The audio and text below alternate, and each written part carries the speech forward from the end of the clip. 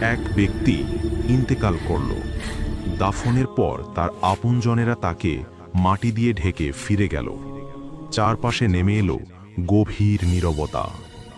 ঠিক তখনই কবরের ভেতর উপস্থিত হলেন ভয়ঙ্কর দুই ফেরেশতা, মুনকার ও নাকির। লোকটি ভয়ে কাঁপতে লাগল। মুনকার ও নাকির প্রশ্ন করা শুরু করলেন, বলো, তোমার রব কে? তোমার দ্বীন কি? তোমার নবী কে? চরম ভয়ের কারণে লোকটির মুখ দিয়ে একটি শব্দ বের হলো না। জিহ্বা যেন অবশ হয়ে গিয়েছিল। এরপর তার আমলনামা খোলা হলো। দেখা গেল পাপের পাল্লাটি ভারী হবে। হঠাৎই জাহান্নামের দরজা খুলে গেল। ভয়ঙ্কর আগুনের দিকে তাকে টেনে নেওয়া হচ্ছিল। ঠিক সেই মুহূর্তে পেছন থেকে একটি উচ্চ কণ্ঠ ভেসে এলো, দাঁড়াও! ফেরেশতারা থেমে গেল।